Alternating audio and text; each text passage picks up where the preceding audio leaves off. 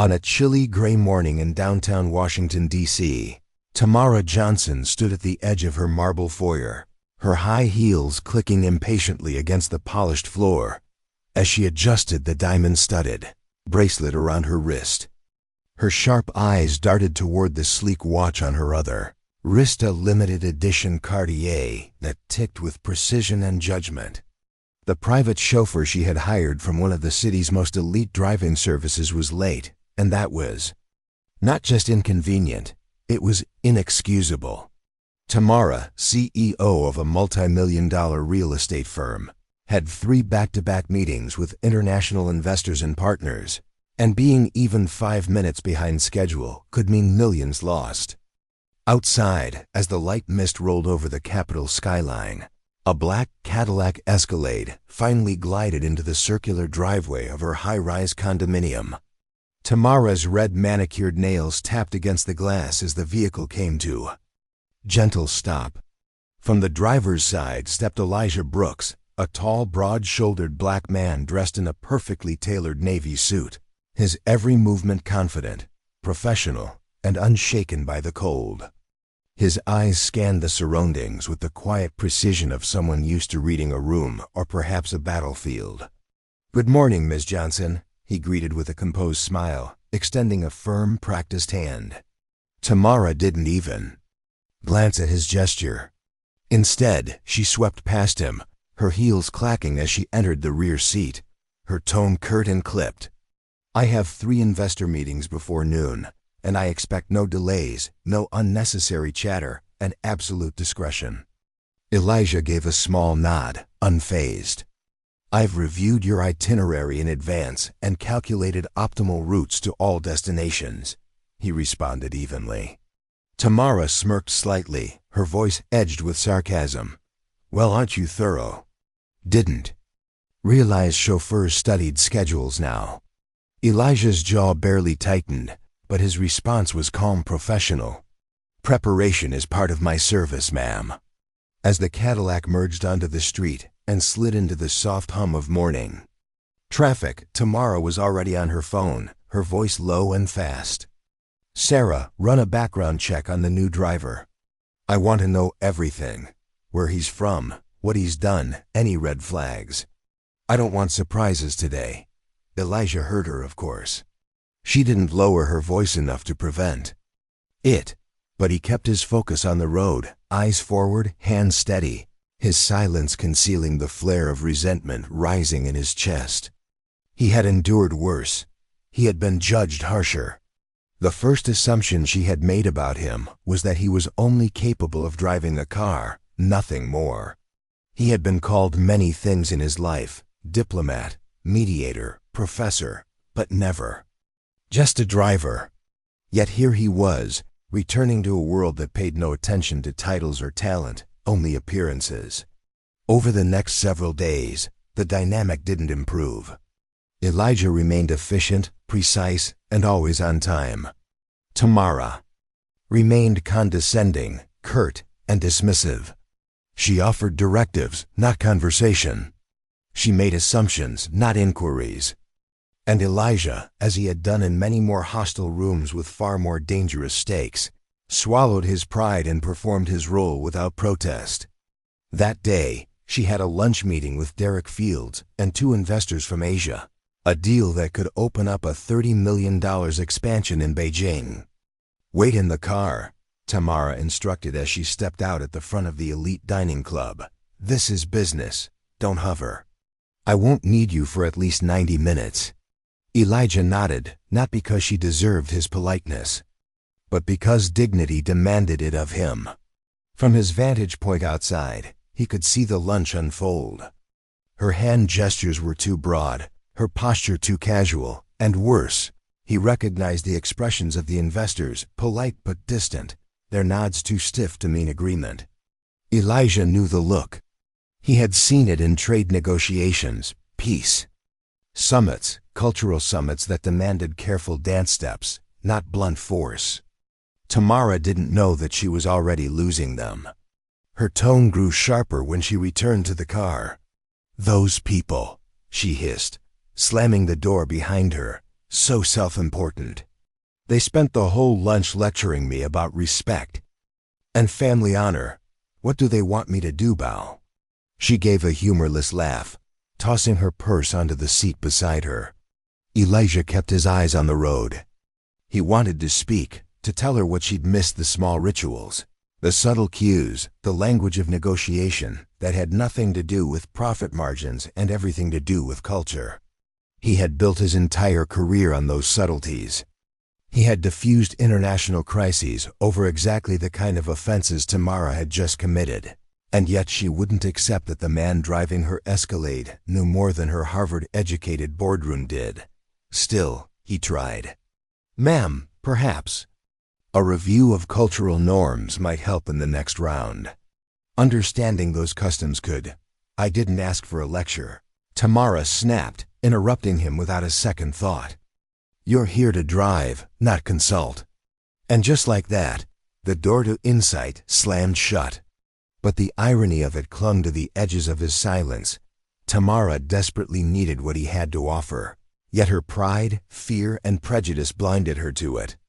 She assumed intelligence came in certain packages, and Elijah's package didn't fit. What she didn't know was that this driver had once advised foreign ministers that he could read body language in 6 languages, that he held a Ph.D. in international relations from Georgetown, and once gave lectures at Oxford. The next morning, Elijah stood outside her condo, quietly answering a call that lit up his phone. "Hello, Ambassador Wang," he said in perfect Mandarin, his voice soft and conversational. "Yes, I've seen the revised terms for the textile tariffs. I'll submit the updated mediation framework by noon."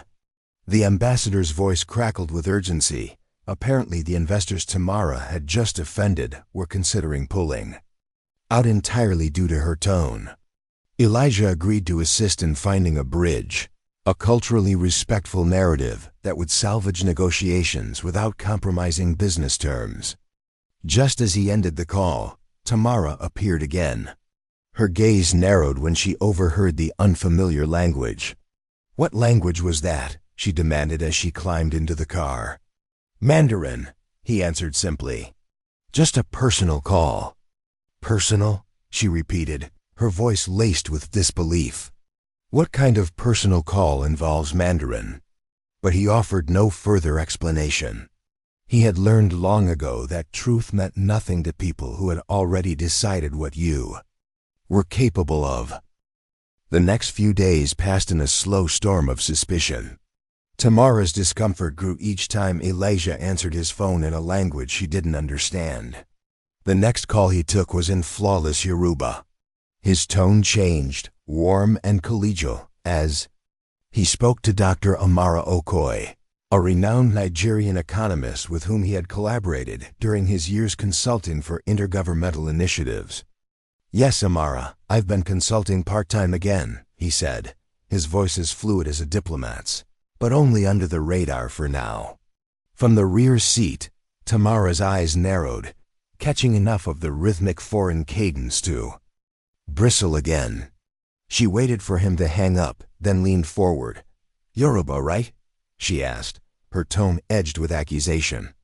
"I believe you know that already," Elijah said calmly, keeping his eyes on the road. "Why are you taking these calls during work hours? Who exactly are you speaking to, and why are you using different languages?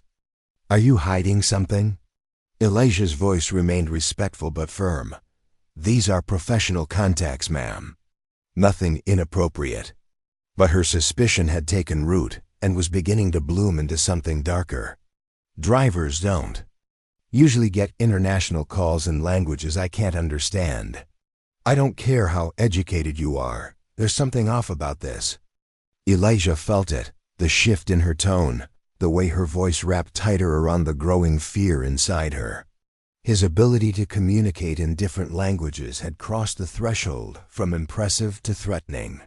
That afternoon, another call came in, this time in Arabic, and Tamara completely unraveled. The rich, ancient language triggered something visceral in her. "Who are you talking to now?" She snapped the moment he ended the call. That was Arabic. Why would a driver need to know Arabic? Elijah looked at her through the rearview mirror, his expression unreadable. I have personal and professional relationships around the world, ma'am. Tamara leaned forward, her voice rising. You didn't answer my question. Why do you know Arabic? Are you involved in something dangerous? Elijah's grip tightened on the steering wheel. He had been called many things in his career, but this was new. Dangerous? He asked, his voice steady, though the insult struck deep. Are you suggesting I'm a threat because I speak a language associated with an entire culture? I'm suggesting I don't know who you really are, she hissed. I'm suggesting there's more to you than you're saying, and that's a problem, for security. Elijah knew the type. He had encountered it in embassies, in negotiations, in bureaucracies and boardrooms. People who spoke of fairness and meritocracy while recoiling at difference. People who praised diversity in theory but feared it in practice. Her words were soaked in prejudice and worse, in willful ignorance. The next day, she took action. From the back seat of the car, she sent a message to her assistant Sarah. I want this man fully investigated. I think he's involved in something covert. Sarah, ever the diligent assistant, ran an extensive background check. What she found confused her more than it relieved Tamara. Elijah Brooks had no criminal record. He had glowing references. He held advanced degrees. He had worked in international mediation. Everything's clean, Sarah reported. There's no red flag, Tamara. He's just ... Highly educated. Tamara scoffed, eyes narrowing. Educated people don't drive cars. He's hiding something. She refused to believe that a man of his credentials would willingly take a job as her driver, unless there was something sinister behind it. Her imagination spun wild, connecting foreign languages, international calls, and calm composure into a false narrative of espionage and threat. 3 days later, her fear boiled over. As they cruised down Constitution Avenue on the way to another board meeting, Tamara leaned forward, face tight with suspicion. Pull over, she ordered. Elijah obeyed, easing the car to a gentle stop beside the curb. Get out, she said coldly. Elijah turned toward her, his brow furrowed. Excuse me? You heard me. I'm terminating your service effective immediately. I believe you pose a risk. I don't trust your intentions. Elijah didn't move. Because I speak languages you don't understand? He asked. Because I take international calls? Because I'm educated? Her face tightened. Because you've been secretive. Because people like you don't belong in these circles. The words hung in the air, acidic and unforgivable. Elijah stepped out of the vehicle slowly, dignity intact, though his heart was thudding with a quiet fury. This car belongs to you, he said calmly. But the assumptions do not. They're yours to carry. And then, without another word, he walked away. Behind him, Tamara's mouth curled in contempt, her fingers already dialing security. In her mind, she was protecting her business from a threat. In reality, she had just severed the only connection that could save it. Weeks passed, and the sharp edge of Tamara's paranoia dulled only slightly. But the consequences of her choices began to tighten around her like a noose.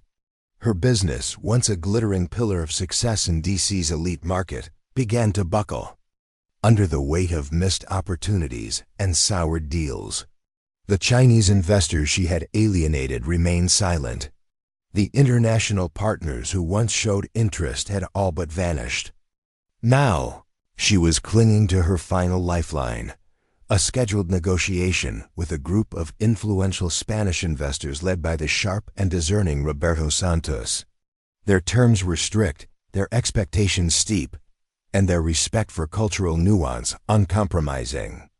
They requested bilingual negotiations, insisted on culturally sensitive correspondence, and made it clear that without a liaison capable of navigating those demands with ease, the deal was off the table. Tamara's internal team was far from Prepared. She scrambled to find an expert, anyone with international credibility, Spanish fluency, and business tact. Her HR director offered names, most of whom were unavailable or far too expensive on short notice. Panic seeped into her sleepless nights. It wasn't just about the money anymore, it was about salvaging her crumbling credibility. The morning before the meeting, she waited outside a luxury Marriott hotel where she hoped to intercept a potential consultant flown in from Spain. But instead, her breath caught in her throat when she spotted Elijah Brooks impeccably dressed in a charcoal suit, phone to his ear, striding across the marble lobby with the poise of someone who belonged. She remained hidden behind the column, watching him. He was speaking Spanish fluently, confidently, negotiating something complex and urgent. He waved to a woman she vaguely recognized from a recent World Trade Summit. The realization hit her.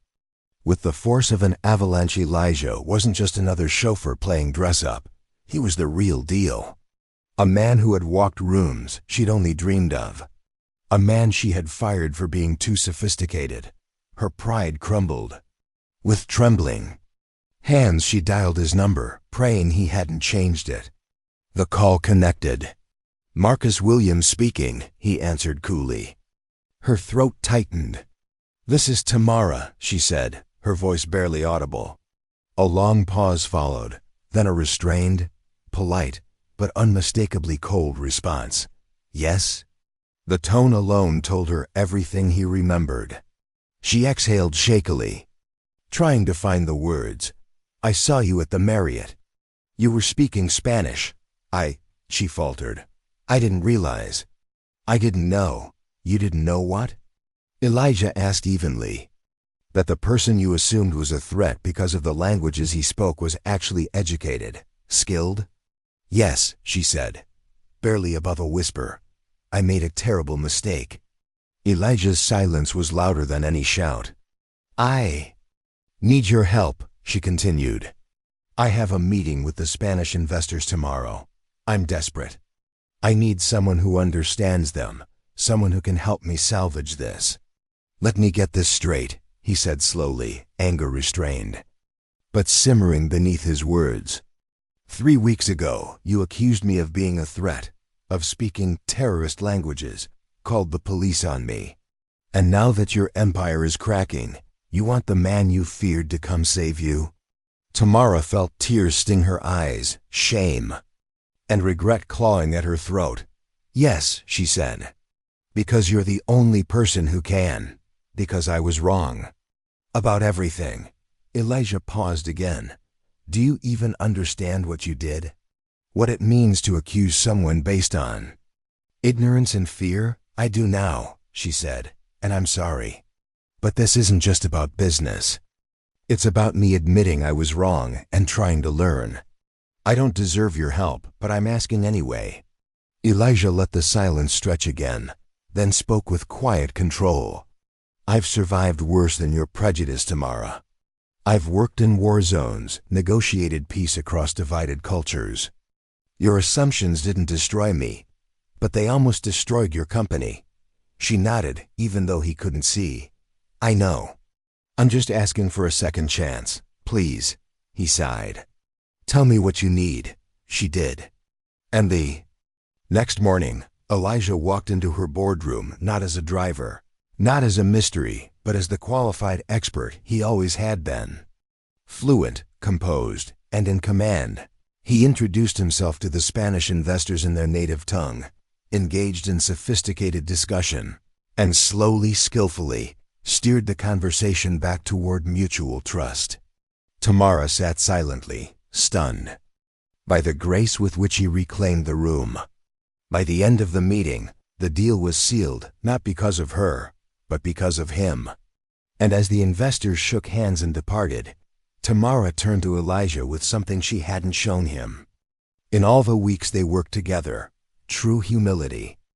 In the weeks following Elijah's appointment as Director of International Strategy, the company underwent a profound transformation that extended far beyond mere numbers and contracts.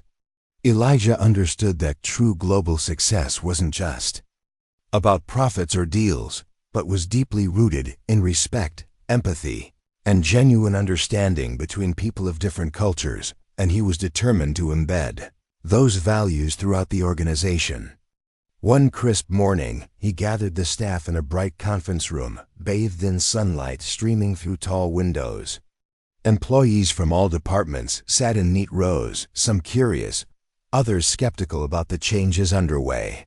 Standing confidently at the front, Elijah presented a simple slide that read, "Cultural Fluency, the Heart of Global Business." He greeted them warmly, explaining that today's session wouldn't just focus on languages or customs, but on seeing the world through another's eyes, on how the smallest gestures like a handshake or greeting, or the way meetings are arranged, could either build bridges or burn them down. He began by sharing a story from his diplomatic career about how a minor misunderstanding over gift-giving nearly derailed a multi-million-dollar trade deal between two countries with vastly different customs. The room leaned forward as Elijah described the tension and, more importantly, the breakthrough that came when someone took the time to listen and learn. He emphasized that business is not just about numbers, but about relationships founded on trust, respect, and shared understanding. Listening, he said, is as vital as speaking. Elijah then led the group through interactive exercises, role-playing greetings from various cultures, interpreting nonverbal cues, practicing patience during negotiations, and learning simple greetings in multiple languages such as Ni Hao to Chinese partners, Habari to East African clients, and Buenas tardes to Spanish-speaking investors. Several employees admitted feeling awkward at first. A young marketing analyst confessed that she hadn't realized how much she'd been assuming based on her own culture, and found it eye-opening to discover how a simple greeting could make such a meaningful difference. Elijah encouraged everyone to keep an open mind and reminded them that cultural fluency is a lifelong journey, not a box to check off. Meanwhile, Tamara embarked on her own personal transformation.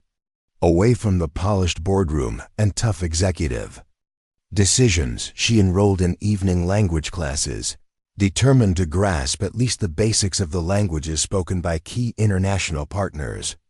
She stumbled over pronunciation, laughed at her own mistakes, and slowly began to build confidence. She also dove into books and documentaries about global cultures, seeking to understand not only business customs, but also histories, values, and traditions that shaped those cultures. Her journey was not a straight path. She faced moments of frustration and self-doubt. One evening, after a particularly difficult Mandarin lesson, she sat alone in her apartment, the distant sounds of the bustling city contrasting with the quiet ache of feeling like a beginner in a world she had once thought she knew. But then she recalled Elijah's words, "True listening means humility. It means letting go of what you think you know." That night, she resolved to embrace discomfort, to keep learning, and to lean fully into the process of change. Back at the company, not everyone welcomed the new direction easily.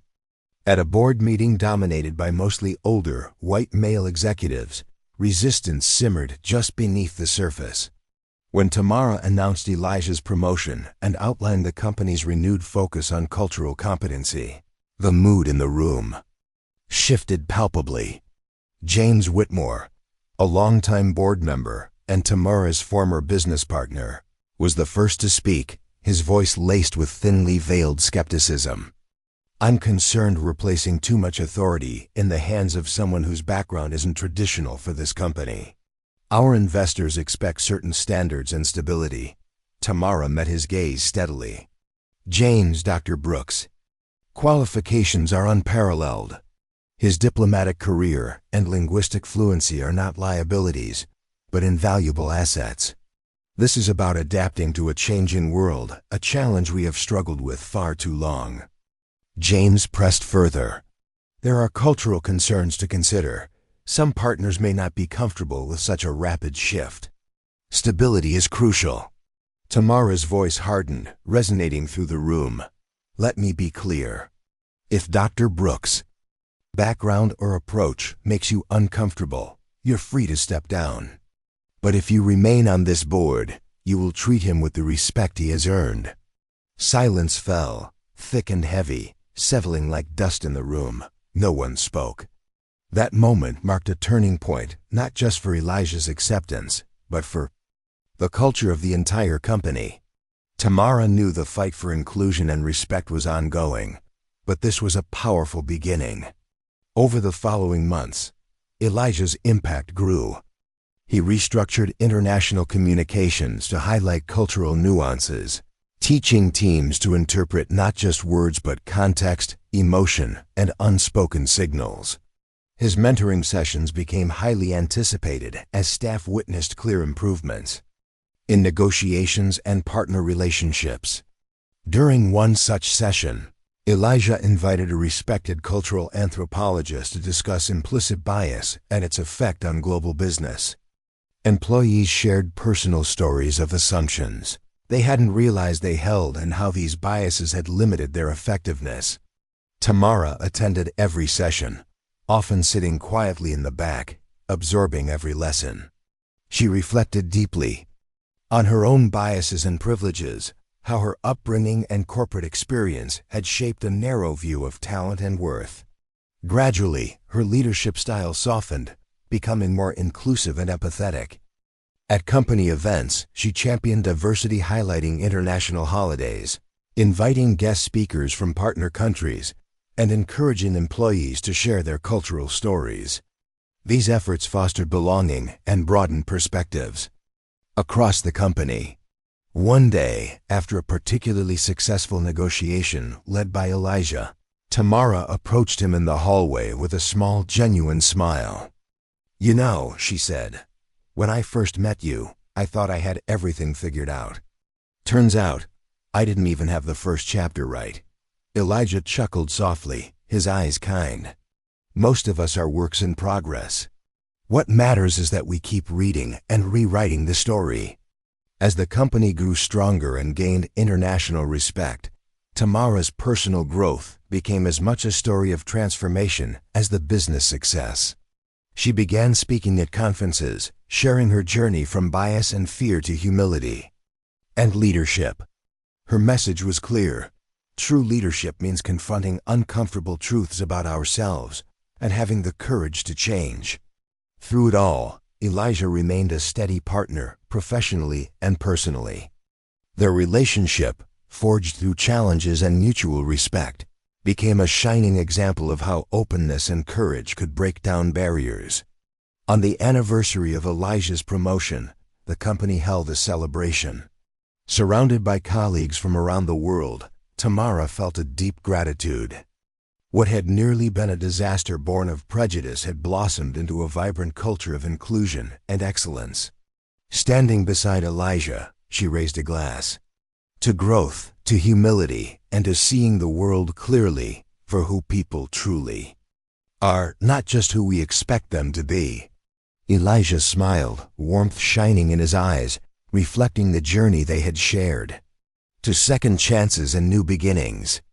Later that afternoon, after the investors had left and the boardroom emptied, Tamara stood alone beside the glass window overlooking downtown Washington, D.C., her reflection faint in the pain as clouds gathered over the skyline.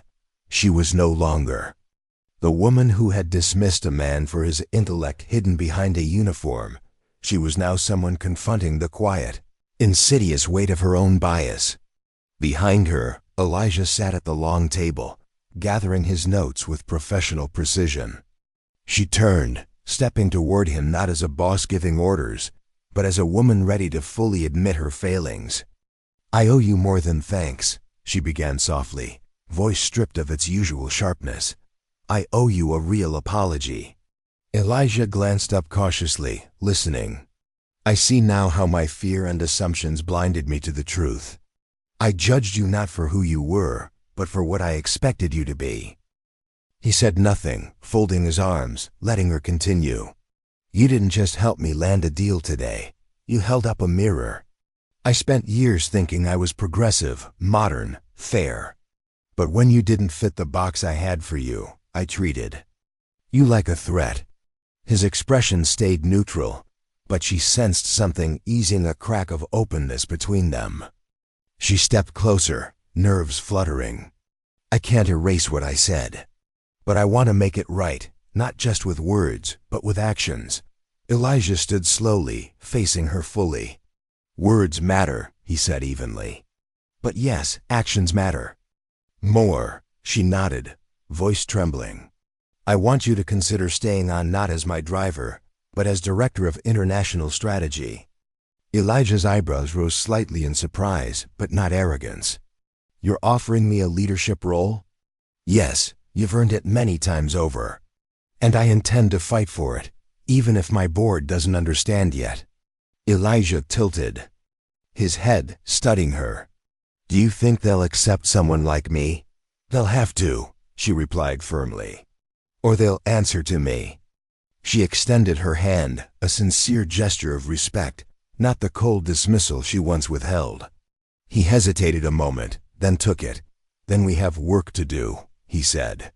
In the following weeks, Elijah reshaped the company's global strategy.